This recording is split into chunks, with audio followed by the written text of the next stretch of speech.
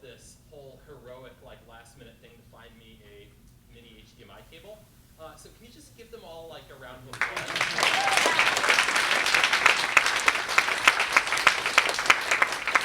Okay. Yeah, thanks, guys. You guys have made this just so much easier, and I think this is going to be fun.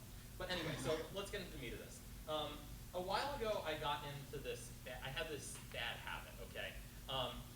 I started carrying SD cards around in my laptop. Like, I'd shoot a whole bunch of photos, and so I just shoved the SD card into my laptop, and I sucked them all off with Lightroom, and I'd never bothered to actually take them back out of my laptop again. And this was all good until I was traveling somewhere. I don't know. I was on an airplane anyway. And the other thing you should know about me, by the way, is that I'm clumsy. So I dropped the laptop on its side, and it landed on the SD card. The result was that. And so you can imagine my dismay, right? I wasn't terribly thrilled about this, and I'm thinking like, well, that sucks. Also, the other thing you should know about me is that I don't believe in backups. So there I am, anyway. And I get home, and I pull the thing out, but actually, if you look on the inside of it here, right? If you've never seen inside of an SD card, this is what they look like. And so the thing to note is, so here's the controller chip, and you'll note that the board is like split in half there, right? But the actual flash memory part that actually contains all the data is still there. And so I thought, I went through this kind of expedition, right? And I built some hardware to do this. I don't really have time to talk about it. The takeaway there anyway is that there exists stuff that makes soldering surface mount devices easier, like this smartboard thing. You don't actually have to be a magician to do this. You actually heard about this yesterday, is that it's really less insane to do that kind of thing than you'd think. But anyway, I used an FPGA to talk to the flash memory part. And I love hardware, and that's a totally different talk. But anyway, the meat of this talk, anyway, is that flash memory is really weird. And I wanted to talk to you about kind of how SD cards work, and it turned out to be a talk about like how NAND flash memory works. NAND flash, right? But in order to get there, I want to talk about storage briefly anyway. It's kind of this long trip around. When we first built storage media, it kind of, it looked like this. Here's a tape, and on tape, we had, individual sectors, right?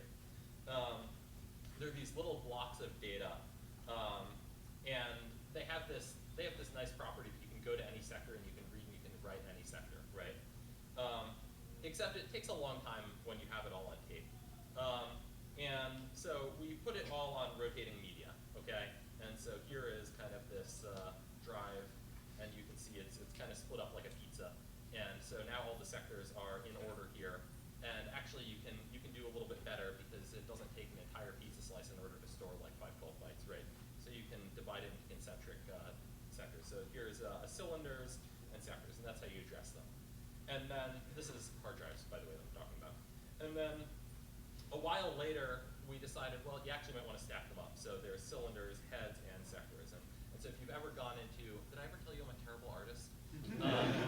But if you've ever gone into like the BIOS on an ancient computer and it says, please tell me how many cylinders, heads, and sectors, this is what it's talking about. And we designed this whole world around this. But the other thing anyway is that it got complex to talk about cylinders, heads, and sectors. So now we pretend that everything is just a really big, fast tape. And you can talk, and you talk about it just like 0 to a zillion, right? So we designed the whole world around this. It's really nice to write file systems this way. And you have a handful of properties about this, right? Like you can write a sector, just one sector at a time, right? You write to that one sector and everybody else is still happy here. And you can write whatever you like to one sector. And if you want to write to a sector, you can write to it as much as you like, and you can just keep writing to it, no problem, all day long. And other interesting, something that you wouldn't is that when you write something to a sector on this kind of old weird media, or old not weird media, I should say, then when you read it back, you'll read the same data back. It's nice, right? It's really easy to design a file system this way, okay? You know, you can have pointers, and you can have data structures, and it behaves just like one big, slow piece of memory. And so now we have this solid state media, and we actually don't want magnetic media because it's slow. And so we start building media out of silicon. And NAND flash is what we use. And so here is the basic building element here, right? It's a transistor. And for those of you who like transistors, it's got an extra gate in the middle, and you just kind of trap electrons there. But NAND flash is interesting because it actually doesn't provide any of those properties. So anyway, here's a basic, here's the core of NAND flash, right? And you connect it to, you know, some readout logic, right? And you program it, so right now it's reading 0 here, right? And you program it by like loading it full of electrons, right? You just trap a whole bunch of electrons in the middle there, and now it's reading a 1, right? And that's nice. And you know, and how do you get it back to a 0? You can erase it by just by removing all of the electrons, and now it's reading a 0. And so NAND flash is cool because it's very, very fast to read, right? As you know, SSDs, you know, everything boots real fast these days. And so that was a 1, that was a 0. And so now we have this problem, though, that if you program to erase NAND flash enough times in a row, then electrons get stuck inside, right? And so now I'm going to go and erase it, and I just can't erase it enough. And now I have a transistor that reads 1/2. And so 1/2 is not a bit. That's a big problem for us. And also, there's this other irritating thing about erasing NAND flash anyway, is that NAND flash, you don't want just 1, right? I'm really terrible at these. But you don't want just 1. You can't actually just erase 1 at a time. You can program 1 at a time, but when it comes time to erase them, you have to go erase like 4 megabytes worth of data at a time, right?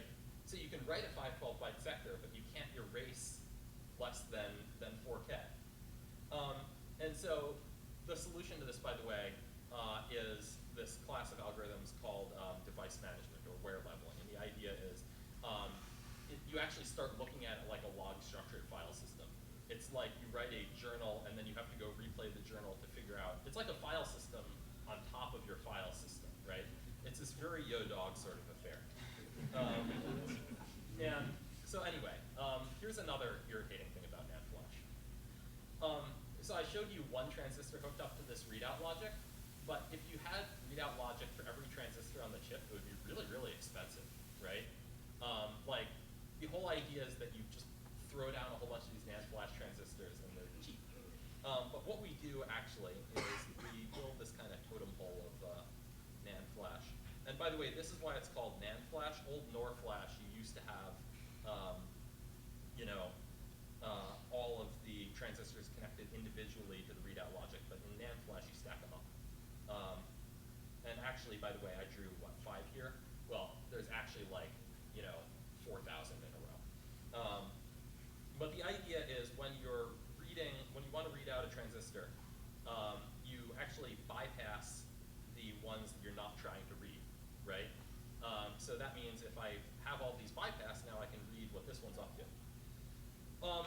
Except for the problem that sometimes, so let's say I program that one to 0, there's 1, 0, 0, 0, right? The problem is that sometimes you can't actually bypass them well enough, right? Like, sometimes they don't, you know, if everything is different than one single one, then you get the wrong value out. So like you read this out and I'm expecting a 1, and it's actually like an 0.2, right? And that's also not a bit. And the solution to this, by the way, is data decorrelation and data whitening. You XOR it with this random thing. And it's a random number generator, and people actually do this. And you might say, that doesn't solve the problem. Like, you could just write that random number generator sequence out, and then you would break your NAND flash. And the answer to that is, yeah, So I'm running out of time, but I have one final kind of irritating